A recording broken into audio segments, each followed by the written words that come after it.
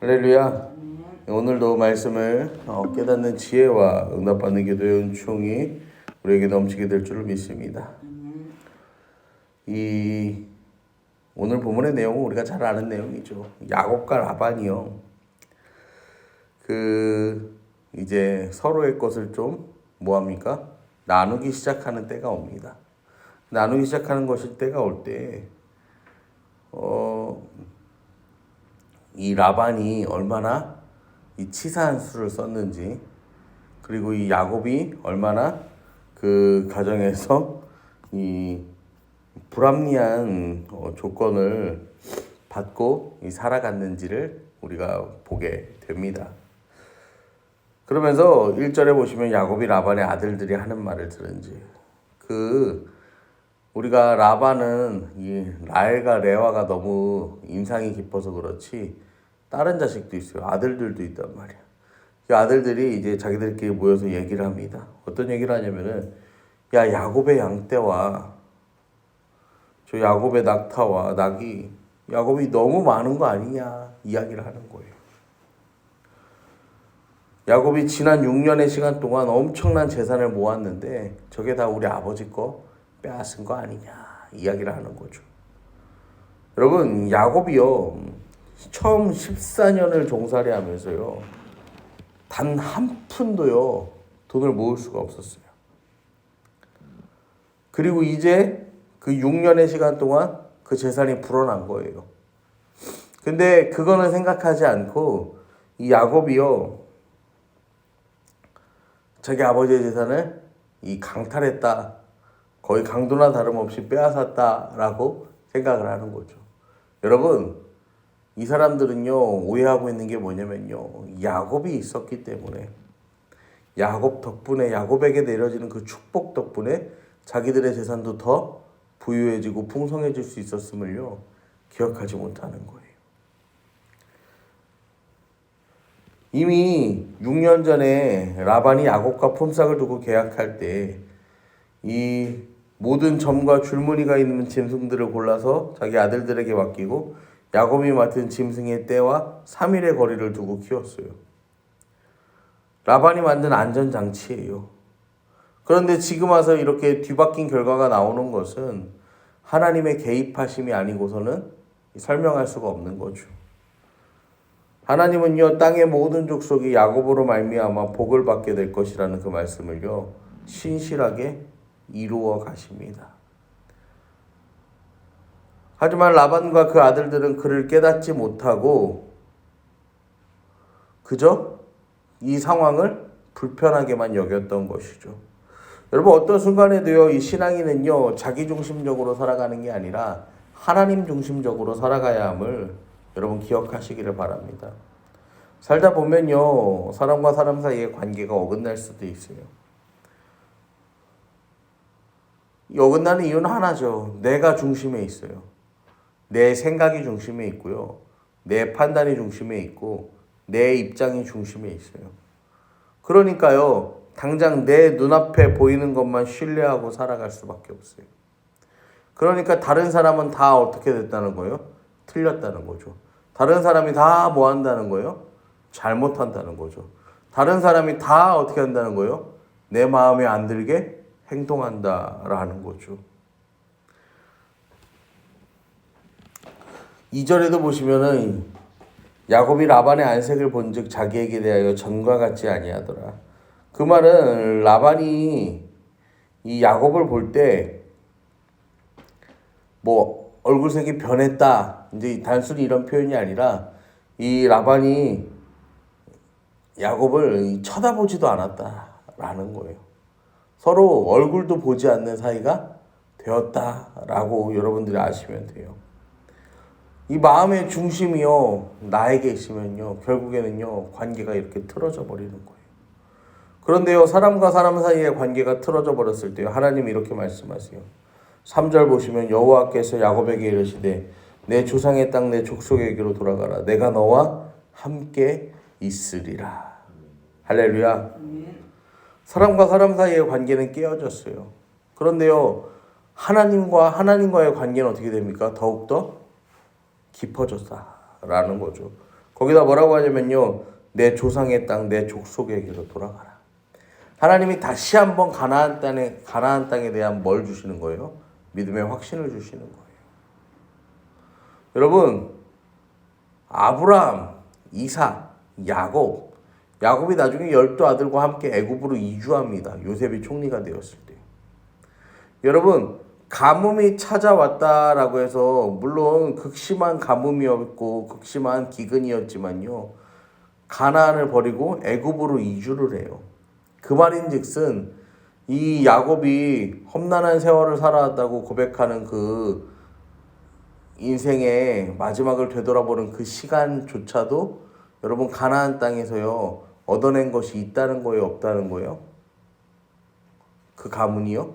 없다는 거죠. 그러니까 애굽으로 온 가족이 이주할 수가 있는 거잖아요. 여러분, 하나님께서는요. 당장 눈앞에 이루어지지 않지만요. 우리에게 뭐라고 말씀하시는 거예요? 그것을 약속하시는 거예요. 그리고 그것을 주겠다 하시는 거죠. 여러분, 하나님은 아브라함과 하셨던 그 약속을 잊지 않으실 뿐 아니라 그 계획을요. 야곱에게까지 착실하게 이루어 가실 것을요. 계속해서 말씀하시는 거예요. 그러면서 이제 야곱이 우리 아버지의 땅으로, 우리 할아버지의 땅으로 돌아가야겠다. 그래서 라헬과 레아를 이제 부릅니다. 아내들을 불러요. 아내들을 불러서 이제 지금의 이 상황을 표현하는 거죠. 그런데 그대들도 알거니와 그대들의 아버지가 나를 속여. 이런 표현들을 하잖아요. 지금 봐라, 이 부인들아. 지금 우리의 상황이 어떠한지를 보라는 거죠. 이걸 이야기하는데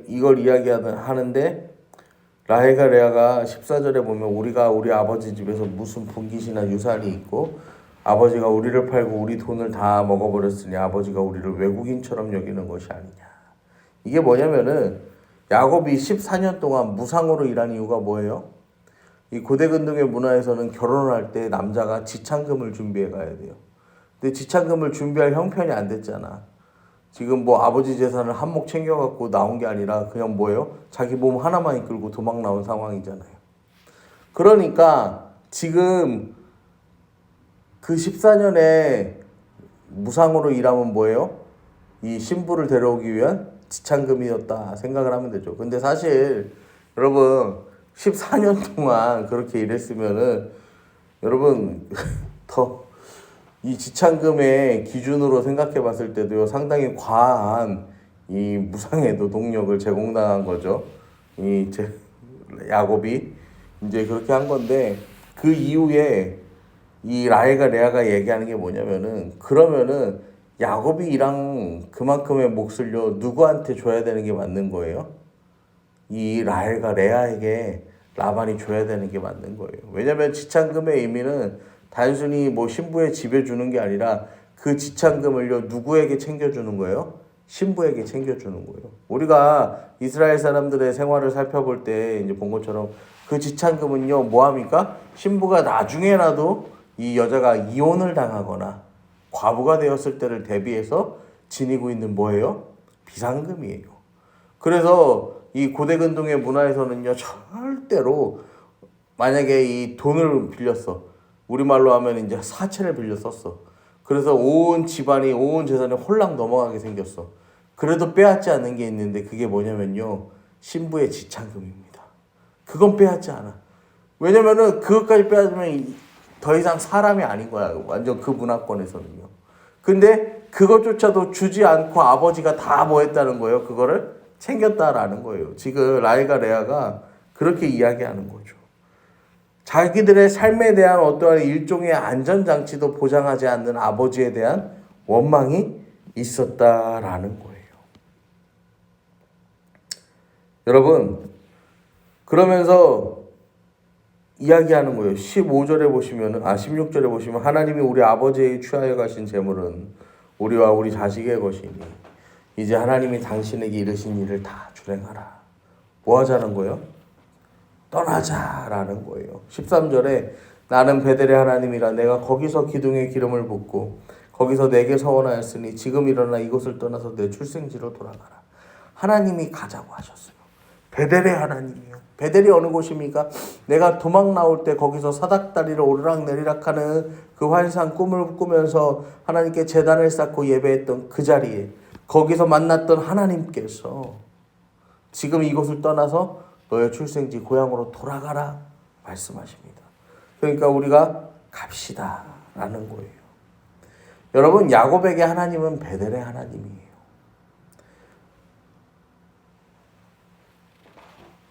혈혈단신으로 집을 떠나서요, 너무나도 힘들고 어려움이 극에 달했을 만한 그 상황 속에서 자기 자신을 찾아오셔서 자기 자신을 지켜주시겠다, 보호해주시겠다 약속하신 하나님을 만난 장소가 베델이에요.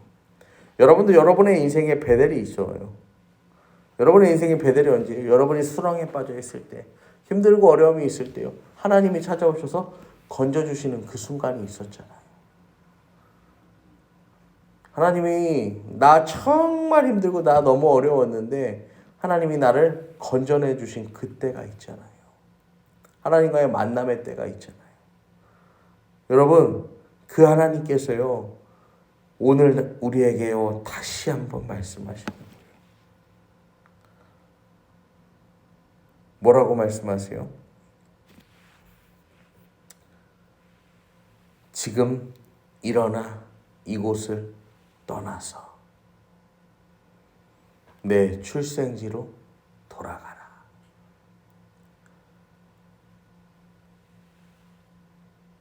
야곱의 인생에 이 말씀을 해석해 보면요, 이렇게 힘들고 어려운 이 상황 속에 이렇게밖에 몰릴 수밖에 없었던 너의 인생을 내가 이제 뭐 하겠다는 거예요?